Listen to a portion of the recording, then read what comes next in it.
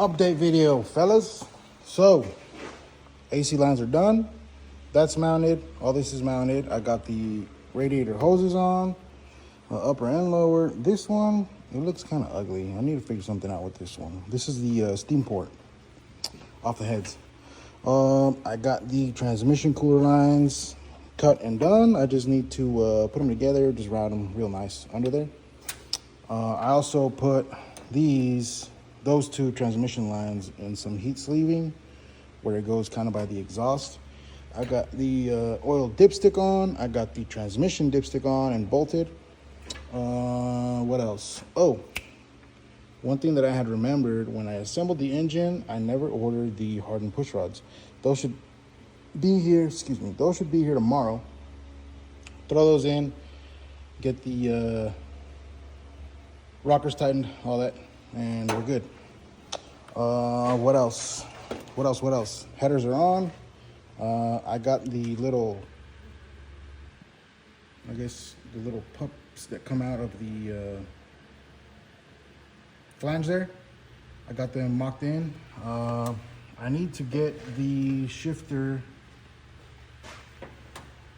linkage bracket on the transmission. What else? Oh, the rubber isolators for the radiator. Man, when I pulled this out, I don't remember seeing any. And I couldn't find any in the pile of stuff that I pulled off the truck. So I ordered some new ones anyway. So the uppers and the lowers, those should be here tomorrow as well. What else? I just need to tighten the transmission cooler lines on the transmission. Let's check the truck up and get under there, see what we got. Oh, let's see. Drive shaft is in and bolted down. Oh, I still need to drill this hole for the transmission mount. Let's see what else we got. Yeah, like I said, the yoke fits perfect where this is at and where we set the plates at. I need to tighten these, but this is the heat sleeve that I got. So the plan is to kind of tuck it, under this bell housing, and then get it together under here. Just get under the motor mount, get it nice and tucked. And then these are 2.5 inch, like the little standoffs. So we need to go from 2.5 to 3, and then we'll be able to bring it out.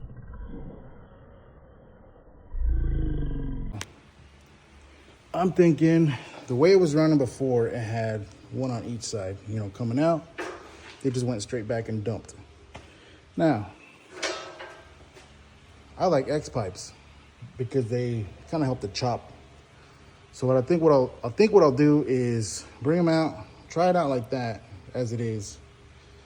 Ultimately, I think what I'm gonna end up doing is bringing them out past the transmission cross member, bringing the driver's side over, and then running duals. Drop an X pipe here, the mufflers, and then dump them, which that's the exhaust that was on it right there. Don't mind the mess. It's always a mess here. I gotta upgrade the fuel lines. I have the fuel pump that drops in here. This is gonna be the tricky part because if you follow these lines, I think the sending unit is like under the cab instead of under the bed. Either way, I'm gonna loosen the bed and try to pick it up so I can, see more or less if I can get the hanger out. I'm thinking I won't be able to because it looks like these lines go under this part of the cab. You guys want to take a peek? Let me know. Let's turn on some light. Let me know what you guys see up there. Oh, I can kind of see it. Yep, it's under the cab. So that's going to be tricky. My only other option is to just drop the tank. I don't know how much fuel is in it. But yeah, I guess we'll have to drop the tank. We'll take this cover off and then See how we can get to the straps.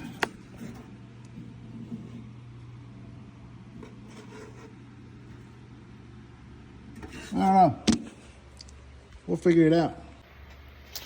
But that's what we got right now. So let's keep hammering away at this thing.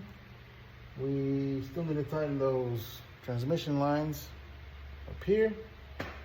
I'll get the linkage for this thing to pop this thing on there, and then I gotta find a bushing for this thing. I think I got the spring and the bushing on the cart right there. All right, guys, since we gotta drop the tank, we gotta pull the fuel out of it. Now, there's no electric pump on this thing, so I'm gonna have to do this manually.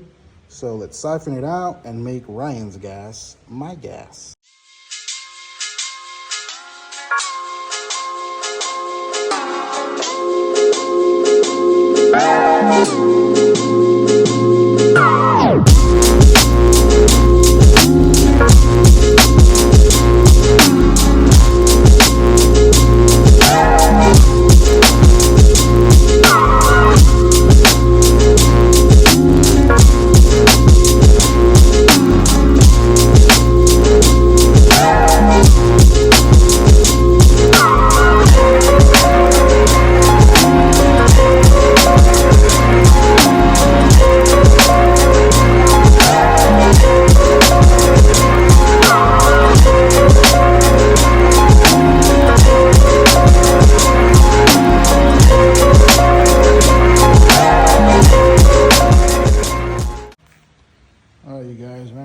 Yesterday, but we got the tank down. This is the stock fuel cylinder unit. So, you can see this just has a pickup. Nothing fancy, no fuel pump, nothing. Now what we're swapping it to is this one. This one has the hanger for the fuel pump.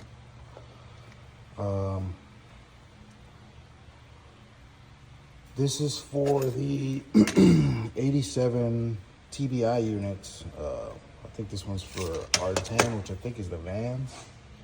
Instead of a C10, it's an R10, but just find the one that has the TBI. Here, I'll do you one better. Here's the part number. Well, this is the Amazon one, upside down, but see, CV R10, R20, R30, R1500. It's the fuel pump cylinder unit, and it comes with new gaskets and everything. And it's but we're gonna put the Aeromotive fuel pump in it. So let me get this unpacked and mounted, and then we'll go over it. All right, you guys, here we go. Now, this is the new setup. Aeromotive 340, it's the stealth pump. I got it hooked up here. Now, what I did with the connectors is I actually had a bunch of the crimp connections, I guess, for that actually fit this connector. You could probably just, because it came with the little leads with it. Look at that. Anyway, yeah, here. Came with these leads for like the stock pump. I cut them off, and I had these crimps. So I just re-crimped the other half of the harness that came with the pump and pinned it here. That way, if this pump ever goes out or when it goes out, all you got to do is buy the pump, take this off, put the filter on, pop it in, and then connect it, and you won't have to mess with any other wiring. Now, for the wiring on the truck, we don't have power for the fuel pump all the way back here because it ran the fuel pump on the small block. Now, these three wires, obviously this is your ground. This will go to the frame. And then there's also another wire that goes from the retainer clip for the hanger that goes to the frame. So I'm gonna use both of those. And then we also have this purple wire. This is your fuel level sender. So it'll be this float, which is what this one is, right? And then this, yeah. And then the gray one will be your power wire for the actual fuel pump. Now, we could run this straight from the ACEs, but I think I'm going to use the ACEs to trigger a relay, which will then send power to the pump. Which, I'm pretty sure the ACEs has a relay. I don't know, we'll see, we'll figure it out. But yeah, this is your trigger wire to kick on the fuel pump. The grounds, everything is tied in here to the pump and then here to the connector. And then also your little resistance thing for the fuel level is also grounded to the main body. Now, feed and returns. This is your vent. Your middle port is your vent. Now, since we're not using the vent, we deleted all that from the charcoal canister and all that. We're just gonna plug this. If we have any issues with pressure in the tank, we'll just do what we did on Brandon's. We'll drill a hole on the fuel cap so it'll vent through there instead of under the truck. This is your return. So this is your feed. Once it feeds out of here, goes to the fuel rail, comes back, it'll come back through here. And what's nice about this setup is that it goes all the way down. So I don't know if, here, let me move this sock. This return will just return into the tank at the very bottom of the pump. So it always keeps the sock fed. So that's nice. But yeah, that's a quick rundown of the EFI in-tank setup for, I want to say 80 to 86, 87 C10s. I know the 87s, a lot of 87s and some 88s, which were still C10 body style. Most of the Mexico ones all came with TBI, so you probably wouldn't need to do all this. But if you still have a mechanical fuel pump on the engine and you're going to an LS, then I would recommend you do this. It's way easier. I mean, it's kind of a pain having to drop the tank and all that, but you won't have to mess with like setting up the pump over here on the rail like I did on that 71, but he had the gas tank behind the seat. Or yeah, Brandon 70. It'll be easier. Now, since we're going to fuel injection and this is a 58 to 60 PSI system, all these soft hoses have to be replaced with high pressure stuff. So that's why I just cut, where they at? These right here. I gotta replace them with high pressure fuel hose anyway. And then these I gotta replace with high pressure. So yeah, there's that.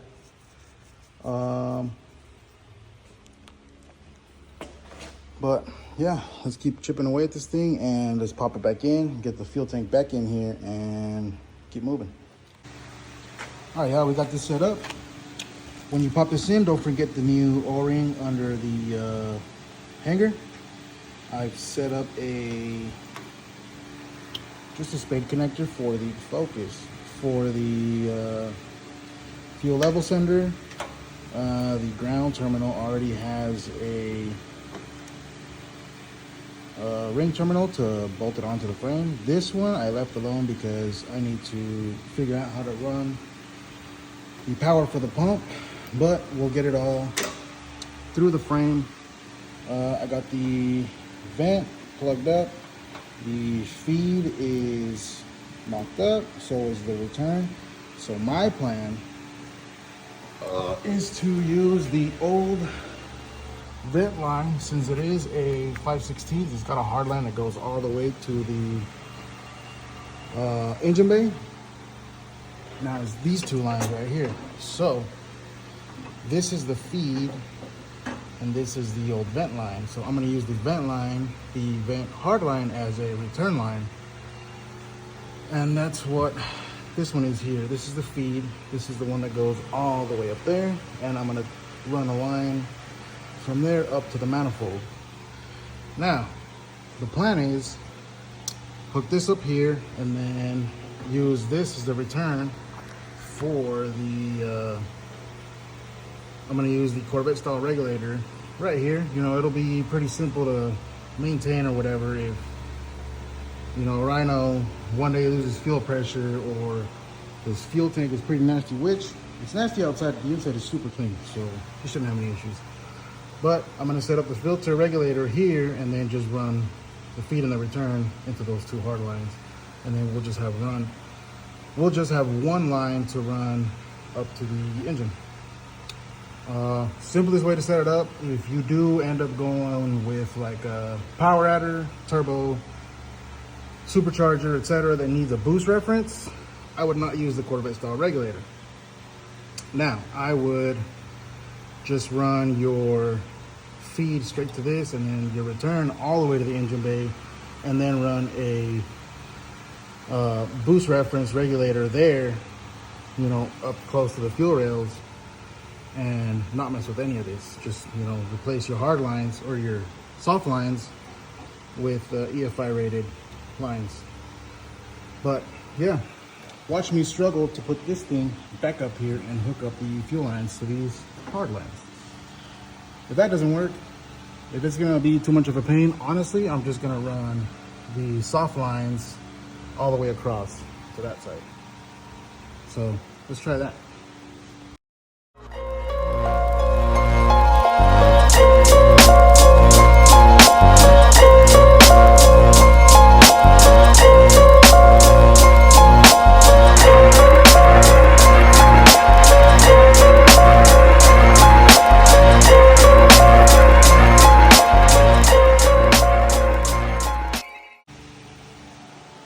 And there you go, guys. Just watch your eyeballs when you're trying to get in there. Honestly, I would just get rid of these and just run the soft lines all the way to this side, just because it's a pain to get in there to tighten up the hoses. But it's done. Ground goes here, or at least this is where it was on this truck. I have enough lead here to splice whatever I need to splice when I run the power wire for the fuel pump. I'll probably run it across this side and then run it along the fuel rails. But yeah, that side of the fuel system's done. I just need to get the regulator, throw it in here, and then keep going with everything up there. Slowly getting there, chipping away at this thing. All right, you guys, I think we'll call it here. I got the fuel line for the feed hooked up. This is the stock hard line. Fed it up through here, hooked it up here. Got the pressure sensor put in. I got the fuel pressure regulator. Where did it go? It grew legs. I got the fuel pressure regulator set up. These fittings I just had laying around, so I know they sell the kits on Amazon or whatever, which I can link them. But yeah, this one I had from the Flex Fuel kit. I ended up going custom fittings because I changed the fuel rails and all the other stuff on the Corvette, but it fits. And then there's a 5/16 return, and then this is the one that goes to the fuel rails. Now this one, I cut off of a stock LS fuel rail from the stock manifold. Cut it off, welded up some little dabs there just to hold the hose, and then I'll just slip it on, clamp it on. It's a little crude, but it works. But yeah, I think we will call it there. Tomorrow, we'll finish up the fuel hoses under the truck, set up the regulator, and then I'll start running wiring for this thing. I already have the column shifter hooked up. You can't see it, I'll show you guys tomorrow. But the shifter's hooked up. I probably just got it just to rot a little bit. I still need to install the vacuum hose for the brake booster. I also replaced the gasket on the booster itself, that grommet. That thing was torn. This one, replace that. I just need to plug that hose in under the intake. And then, oh, I got the push rods in. I need to put those push rods in. I'll probably do that tomorrow morning. And then get that done, wiring done. I'll show you guys how to measure for a custom belt. And then, once we get all the wiring done, I still gotta put the battery box in, get that wired up. But, man, we're slowly getting there. Then after all that's done, we can get the exhaust knocked out. But, yeah, slowly getting there. But, yeah, that's all I got for today, guys. Thanks for hanging out. Like, share, subscribe, all that good stuff. Thanks for hanging out. Jesus loves you. Peace.